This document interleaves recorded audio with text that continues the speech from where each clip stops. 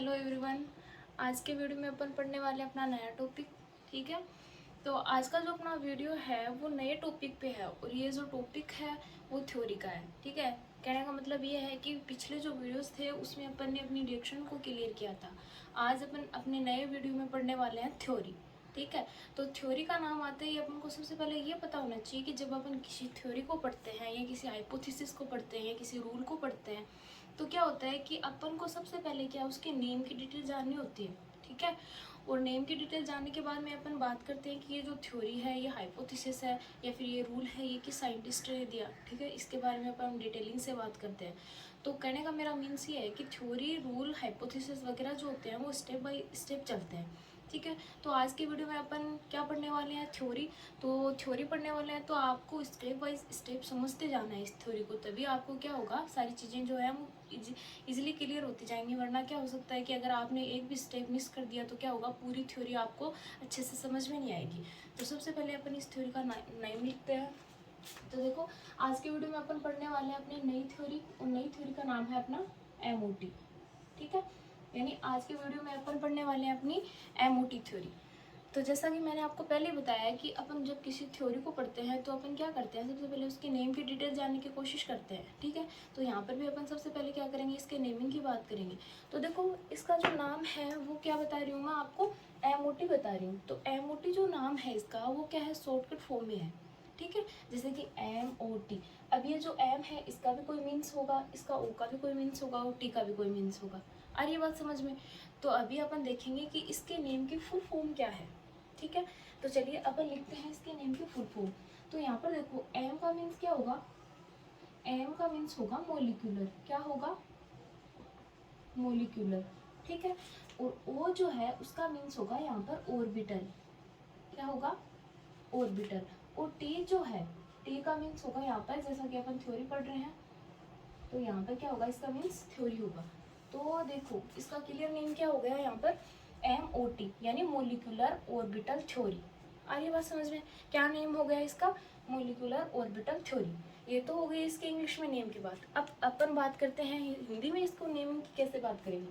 तो देखो, मोलिकुलर जो वर्ड है, ठीक है, आ रही बात समझ में, यानी मोलिकुलर वर्ड, मोलिकुलर वर्ड है वो मोलिक्यूल से मिलकर बना है। मोलिक्यूल को आपको पता ही है हिंदी में अणु बोलते हैं, तो यहाँ पर भी उसका मीन्स क्या होगा, अणु ही होगा। तो अपन क्या लिखेंगे यहाँ पर, अणु। ठीक है, ऑर्बिटल को आपको पता ही है कि ऑर्बिटल्स को क्या बोलते हैं, ऑर्बिटल को बोलते हैं कक्षक। तो यहाँ पर अपन क्या लिख देते हैं, कक्षक। ठीक है, फिर थ्योरी, थ्योरी को अपन एज इट इज लिख देते हैं सिद्धांत। ठीक है, तो अपन यहाँ पे लिखते हैं सिद्धांत। ठीक है, ये हो गया इसका हिंदी में नेम, अणु कक्षक सिद्धांत। अरे बात समझ में, इंग्लिश में क्या बोलेंगे इसको, MOT। ठीक है, मोलिकुलर ऑर्बिटल थ्योरी।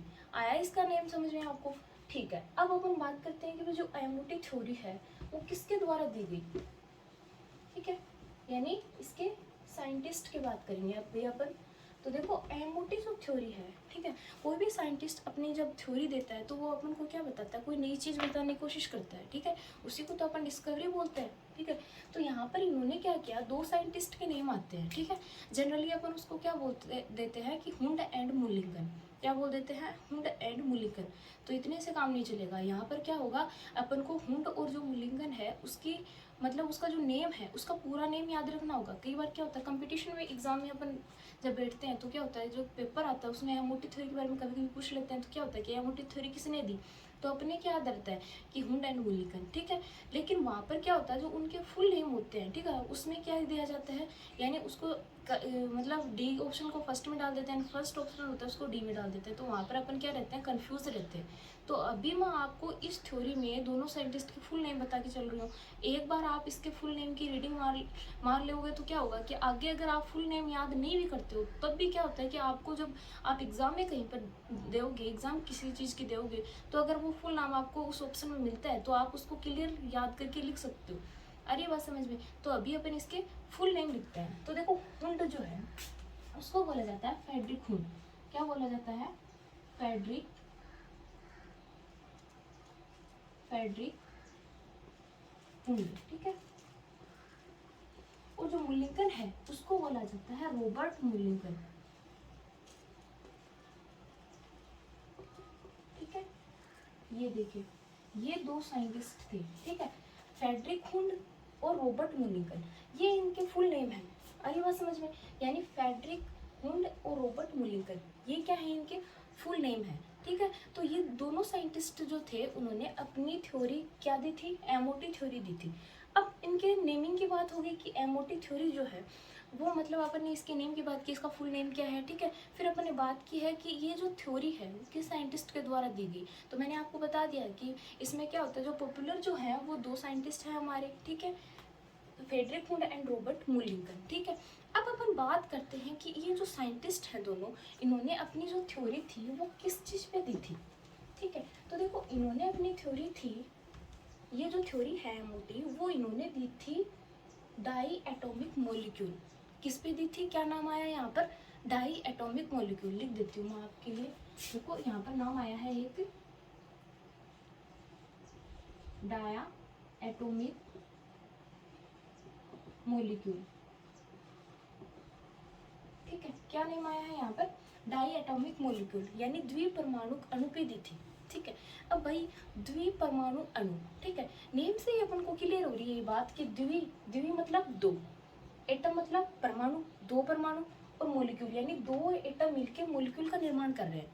आ रही बात समझ में?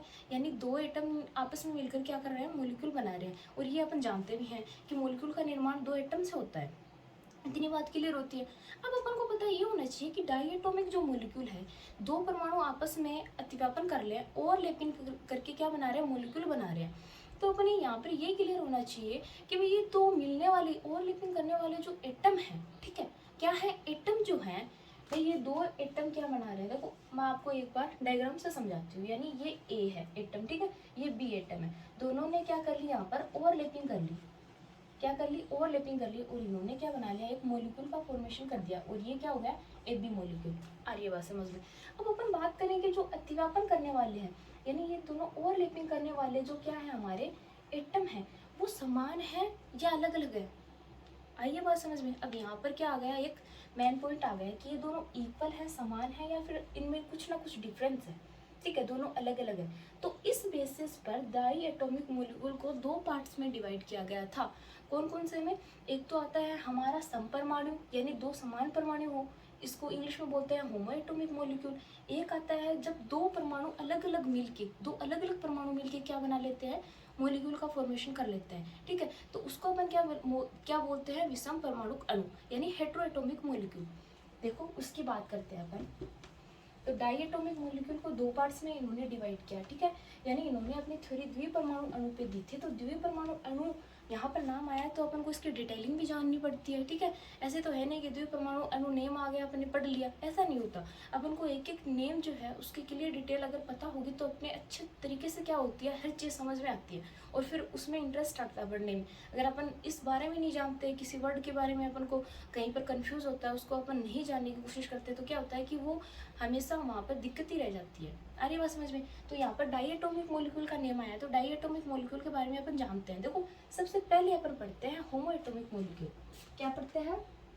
तो हमारा टॉपिक क्या है, डाया एटॉमिक मॉलिक्यूल, ठीक है, ये अपना टॉपिक है, ठीक है। अब अपन बात करते हैं कि डाईएटॉमिक मॉलिक्यूल में सबसे पहला अपन पढ़ते हैं होमो एटॉमिक मॉलिक्यूल,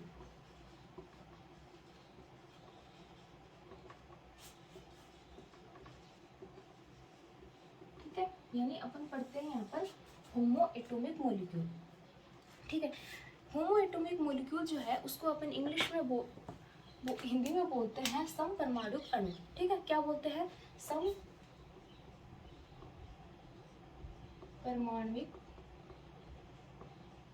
अणु, ठीक है। क्या बोलते हैं? समपरमाणुक अणु। अब देखो होमो एटॉमिक, होमो का मीन्स क्या होता है, इक्वल, ठीक है, एटॉमिक मतलब एटम, इक्वल एटम, दोनों मिलकर क्या बना लेंगे, मॉलिक्यूल का फॉर्मेशन कर लेंगे। यानी जब दो समान एटम आपस में मिलकर क्या बना लेते हैं, एक मॉलिक्यूल का फॉर्मेशन कर लेते हैं, उस मॉलिक्यूल को अपन क्या बोलते हैं, होमो एटॉमिक मॉलिक्यूल बोलते हैं। आ रही बात समझ में? अब अपन बात कर लेते हैं कि भाई होमो एटॉमिक जो मॉलिक्यूल है, ठीक है, उस कैसा बनता है। जैसे कि एग्जाम्पल की अपन बात करें तो देखो एग्जाम्पल में क्या होता है, एग्जाम्पल यहाँ पर अपन लिखे जैसे कि C2, जैसे कि N2, ठीक है, जैसे कि O2। अब देखो एग्जाम्पल अपन ने लिखे हैं यहाँ पर ETC कर देते हैं एक्सेट्रा, ठीक है, जैसे कि C2, N2, O2, ठीक है। तो यहाँ पर क्या है, C2 में क्या है, 2 कार्बन है। अब 2 कार्बन है तो 2 इक्वल कार्बन है, 2 इक्वल कार्बन मिलके क्या बना रहे हैं, C2 मॉलिक्यूल का फॉर्मेशन कर ले। आ रही बात समझ में। N2 में क्या है, 2 N है, 2 N आपस में मिलके क्या बना रहे हैं, N2 बना रहे हैं, लेकिन N2 बन क्या रहा है, मॉलिक्यूल बन रहा है। अब O2 है, 2 O मिलके क्या बना रहे हैं, O2 बना रहे हैं, लेकिन O2 बन रहा है, ना कि O ही बन रहा है। O मिलके O2 का फॉर्मेशन कर रहे हैं, तो यहाँ पर क्या बन रहा है, O2 मॉलिक्यूल बन रहा है। इससे डायग्राम के फॉर्म में अपन इसको समझें तो देखो, जैसे कि मैं यहाँ पर आपको समझाती हूँ, ठीक है। तो अपन क्या लेके चलते हैं, देखो C2 मॉलिक्यूल लेके चलते हैं। क्या लेके चलते हैं, C2 मॉलिक्यूल लेके चलते हैं। तो अभी मैं यहाँ पर इसको रफ कर रही हूँ, ठीक है, मेरे पास जगह थोड़ी कम है तो इसको रफ करना पड़ेगा। तो देखो जैसे कि मैं एग्जांपल में क्या लेके चल रही हूँ, C2 मॉलिक्यूल लेके चल रही हूँ।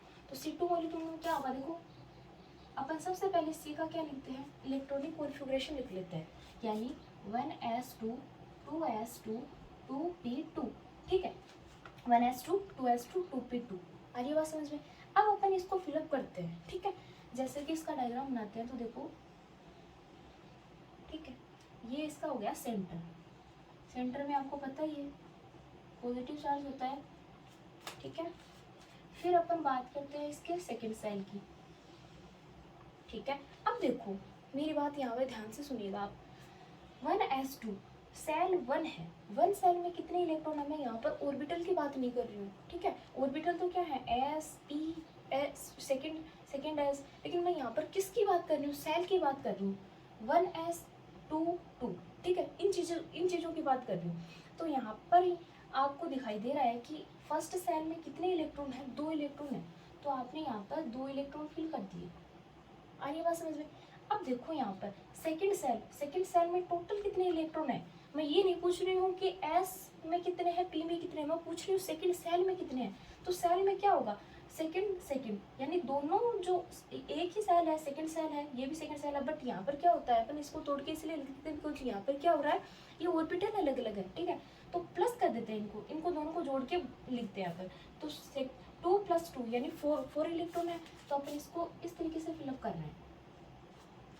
आ रही है बात समझ में। ये किसका डायग्राम हो गया, आपके 1C का, ठीक है। ये क्या है, आपका पहला C हो गया, ठीक है। अपन को बनाना क्या है, C2 मॉलिक्यूल बनाना है। अब अपन बात कर रहे हैं अपने सेकेंड C की। तो देखो सेकेंड C भी आपका इसी तरीके से बनेगा, जैसे कि मैं यहाँ पर बता देती हूँ आपको, ठीक है। अब देखो यहाँ पर भी वही बात है, इसके सेंटर में पॉजिटिव चार्ज है, देखो सेंटर में क्या है, इसका नाभिक है, ठीक है। तो अभी क्या होगा कि फर्स्ट सेल में वही बात है, यहाँ पर भी कितने होंगे आपके, 2 इलेक्ट्रॉन, ये फिलअप कर दिए अपने। सेकंड सेल में कितने होंगे, प्लस करके बोलोगे तो आप कितने बताओगे, 4 इलेक्ट्रॉन, तो अपन ने इसको 4 कर दिया। इलेक्ट्रॉन पे नेगेटिव चार्ज है, आपको पता ही है इस चीज़ का, ठीक है, ठीक है। अब अपन बात करते हैं कि भाई इन दोनों के मध्य क्या होगी, ओवरलैपिंग होगी। क्या होगी, ओवरलैपिंग होगी, ठीक है। तो ओवरलैपिंग से क्या बनेगा, अपना मॉलिक्यूल का फॉर्मेशन होगा। क्या बनेगा, अपना मॉलिक्यूल। अब देखो यहाँ पे बात आती है कि होमो एटॉमिक एटम जो है, मॉलिक्यूल जो है, होमो एटॉमिक मॉलिक्यूल, वहाँ पर अपनी बात आती है एट्रैक्शन की। किस चीज़ की बात आती है, एट्रैक्शन की। तो देखो यहाँ पर क्या हो रहा है कि यहाँ पर दोनों एटम क्या है, दोनों एटम अपन बना क्या रहे हैं, C2 मॉलिक्यूल बना रहे हैं। तो एटम देखो C दोनों सेम ही तो है, ये भी C है और ये भी C है, C और C दोनों मिलके क्या बनाएंगे, C2 मॉलिक्यूल का फॉर्मेशन करेंगे। आ रही है बात समझ में। तो यहाँ पर अट्रैक्शन फोर्स जो है वो क्या लगेगा, इक्वल लगेगा, यानी ये जो नाभिक है उसमें पॉजिटिव चार्ज है, इलेक्ट्रॉन पे नेगेटिव चार्ज है, दोनों एक दूसरे को क्या करेंगे, पॉजिटिव नेगेटिव अट्रैक्शन करते हैं, आपको पता ही है। तो अट्रैक्शन करेंगे तो ये देखो इस तरीके से अट्रैक्ट होगा, ये इस तरीके से, ये इस तरीके से अट्रैक्ट होगा। यहाँ पर भी कुछ ऐसा ही होगा, ये इलेक्ट्रॉन क्या होंगे इस नाभिक की तरफ, ये इलेक्ट्रॉन इस नाभिक की तरफ, ये भी और ये भी, ठीक है। ये हो गया इनका अट्रैक्शन फोर्स, ठीक है। अब अपन बात कर रहे हैं कि भाई इनमें इलेक्ट्रॉन नेगेटिविटी देखो आप, कार्बन की इलेक्ट्रॉन नेगेटिविटी अपन क्या लिखते हैं, कार्बन की इलेक्ट्रॉन नेगेटिव होती है 2.55, ठीक है। कितनी होती है, 2.55, ठीक है। तो दोनों अपन बना क्या रहे हैं, होमो एटॉमिक मॉलिक्यूल बना रहे हैं, ठीक है। अगर अपन हेटेरो एटॉमिक मॉलिक्यूल बनाते तो वहाँ क्या हो जाता है, जैसे कि CO HO, ठीक है, NO। तो यहाँ पर देखो एटम, देखो carbon oxygen, hydrogen oxygen, nitrogen oxygen, electronegativity दोनों एटम की क्या होती है, डिफरेंस होता है। दोनों इलेक्ट्रोनेगेटिविटी में दोनों एटम की क्या होता है, डिफरेंस होता है। तो वहाँ पर जो लगने वाला फोर्स है, यानी नाभिक के द्वारा जो इलेक्ट्रॉन पे लगने वाला अट्रैक्शन फोर्स है, वो भी क्या होता है, कम ज़्यादा होता है। जिस एटम की इलेक्ट्रोनेगेटिविटी ज़्यादा होगी उस पर अट्रैक्शन फोर्स ज़्यादा लगेगा, और जिसकी जो इलेक्ट्रोनेगेटिविटी है वो कम होगी उस पर अट्रैक्शन फोर्स कम लगेगा। ठीक है, तो यहाँ पर क्या है, यहाँ पर तो दोनों एटम इक्वल है, तो यहाँ पर इस चीज़ का कोई मतलब ही नहीं निकलता। ठीक है, इस चीज़ का कोई मतलब ही नहीं निकलता। तो अपन क्या करते हैं कि भाई दोनों में क्या हो रहा है, इक्वल अट्रैक्शन फोर्स से क्या हो रहा है, ये एक दूसरे को, यानी इलेक्ट्रॉन को नाभिक क्या कर रहा है, अपनी तरफ अट्रैक्ट कर रहा है। आ रही बात समझ में? तो यहाँ पर क्या हो रहा है, इक्वल फोर्स लगता है। आ रही बात समझ में? नाभिक का इलेक्ट्रॉन पर क्या लगता है, समान आकर्षण लगता है। ये नहीं है कि तो इसके समान आकर्षण लग रहा है, तो यहाँ पर देखो इसके जो एनर्जी लेवल है, ठीक है, एनर्जी लेवल है वो भी इक्वल होंगे, यानी जैसा इसका एनर्जी लेवल होगा वैसा इसका एनर्जी लेवल होगा। अगर बात करें अपन हेटेरोएटॉमिक की, तो हेटेरोएटॉमिक में क्या होता है, दोनों एटम डिफरेंट होते हैं, यानी डिफरेंट होता है दोनों एटम में। तो डिफरेंट एटम होंगे तो क्या होगा, वहाँ पर जो इलेक्ट्रोनेगेटिविटी है वो भी डिफरेंट होगी, और लगने वाला फोर्स है वो इलेक्ट्रोनेगेटिविटी के मतलब अकॉर्डिंग लगेगा। तो इलेक्ट्रोनेगेटिविटी के अकॉर्डिंग लगेगा, तब क्या होगा, वो भी क्या होगा, डिफरेंट होगा, और डिफरेंट होगा तो एनर्जी लेवल में भी क्या होगा, उसमें डिफरेंस होगा। बट यहाँ पर देखो होमोएटॉमिक जो मॉलिक्यूल है उसमें क्या है, ये भी कार्बन, इसमें भी एज इट इज इलेक्ट्रॉन, इसमें भी as it is electron. Electronegativity 2.55 दोनों की इक्वल है, तो दोनों के एनर्जी लेवल भी इक्वल है।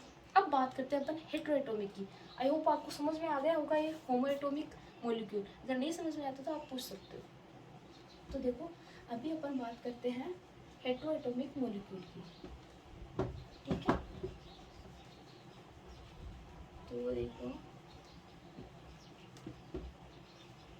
अभी अपन बात करेंगे हमारे हेटेरोएटॉमिक मॉलिक्यूल, ठीक है, हेटेरोएटॉमिक मॉलिक्यूल। अब देखो हेटेरोएटॉमिक मॉलिक्यूल में क्या होता है, दो विषम, इसको हिंदी में क्या बोलते हैं, इसको बोलते हैं विषम परमाणुक अणु।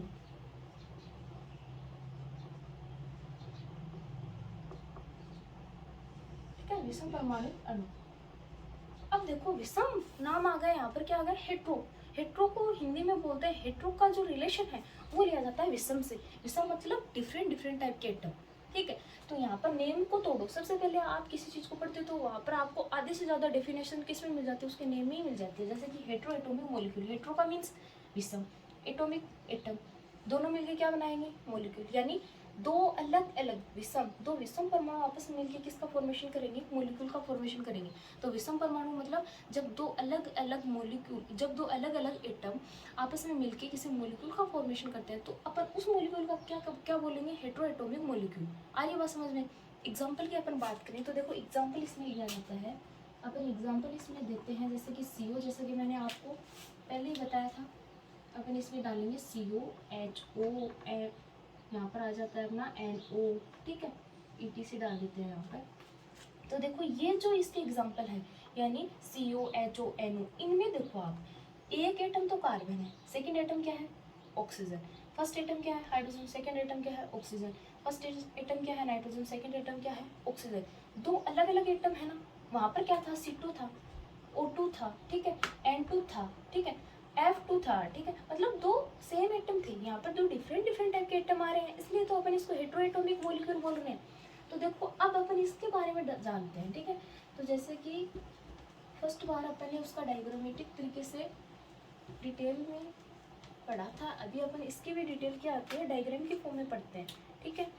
तो देखो जैसा कि अपन बनाते हैं, अपन एग्जाम्पल में डाल देते हैं यहाँ पर CO, क्या डाल देते हैं, CO अगर अपन डालते हैं तो सबसे पहला आइटम हमारे पास में क्या आता है, C आता है। तो अपन C को बना लेते हैं सबसे पहले। जैसे कि अपन C का इलेक्ट्रॉनिक कॉन्फ़िगरेशन लिख देते हैं यहाँ पर 1s2 2s2 2p2, ठीक है। यहाँ पर ऑक्सीजन का लिख देते हैं 1s2 2s2 2p4, ठीक है।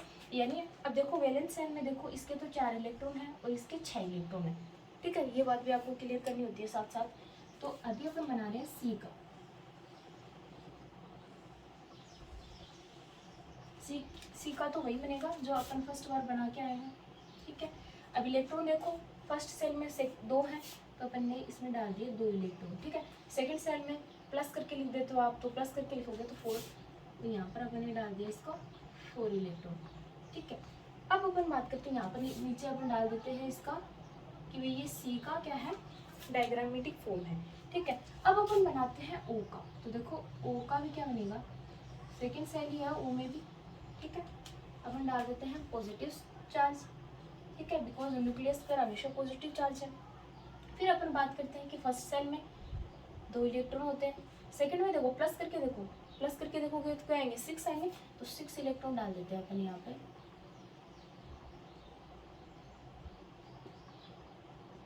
ठीक है। ये देखो 6 इलेक्ट्रॉन अपन ने यहाँ पे डाल दिए, और हो क्या रही है यहाँ पर, ओवरलैपिंग हो रही है, क्या हो रही है यहाँ पर, ओवरलैपिंग हो रही है। इसको मैं शॉर्टकट में लिख देती हूँ, और बन क्या रहा है यहाँ पर, CO मॉलिक्यूल बन रहा है, क्या बन रहा है यहाँ पर, CO मॉलिक्यूल। अब देखो यहाँ पे, अब देखो कार्बन की आपको पता है कि कितनी होती है इलेक्ट्रोनेगेटिविटी, ठीक है। तो कार्बन के जब अपन लिखते हैं तो अपन लिख देते हैं, नीचे लिख देती हूँ मैं 2.55, ठीक है। और यहाँ पर क्या है हमारा ऑक्सीजन, क्या है यहाँ पे ऑक्सीजन, तो ऑक्सीजन की अपन बात करते हैं तो ऑक्सीजन की अपन लिखते हैं 3.44, ठीक है। तो 3.44 तो किसकी है, ऑक्सीजन की इलेक्ट्रोनेगेटिविटी, 2.55 किसकी है, कार्बन की इलेक्ट्रोनेगेटिविटी। आ रही है, तो डिफरेंस तो है ना, यानी इसमें चल रहा है अपना 0.89, ठीक है, 0.89 का डिफरेंस चल रहा है। तो डिफरेंस ये 0.0 का ही, 0.1 का ही क्यों ना हो, डिफरेंस जो डिफरेंस होता है, ठीक है। तो यहाँ पर क्या है 2.55, यहाँ पर इलेक्ट्रोनेगेटिविटी है 3.44, ठीक है। तो देखो जिस एटम की इलेक्ट्रोनेगेटिविटी क्या है, ज़्यादा है, उसमें इलेक्ट्रॉन पर हमारे न्यूक्लियस का जो फोर्स है, अट्रैक्शन फोर्स है, वो ज़्यादा लगेगा। भाई जिसके पास में इलेक्ट्रोनेगेटिविटी ज़्यादा है उसके पास तो फोर्स ज़्यादा ही होगा, ठीक है। तो इसकी जो इलेक्ट्रोनेगेटिविटी है वो क्या है, ज़्यादा है, ज़्यादा है। तो देखो इस पर फोर्स जो है वो क्या लगेगा, हाई फोर्स लगेगा, किस पर, इनके इलेक्ट्रॉन पर, किसका, न्यूक्लियस का, ठीक है। जैसे कि ये सारे इलेक्ट्रॉन जो है उन पे नाभिक जो है वो क्या लगा रहा है, हाई इलेक्ट्रॉन, हाई क्या लगा रहा है अपना अट्रैक्शन फोर्स लगा रहा है। और यहाँ पर क्या लगेगा, इसके कंपैरिजन में इसके लिए इलेक्ट्रोनेगेटिविटी कम है, ठीक है, कम है। तो यहाँ पर क्या लगेगा, जो इलेक्ट्रॉन है वो नाभिक की तरफ क्या होंगे, कम फोर्स से अट्रैक्ट होंगे इसके कंपैरिजन में, ठीक है। तो इसके जो एनर्जी लेवल है, ठीक है, अब इलेक्ट्रोनेगेटिविटी इसकी हाई है, ठीक है।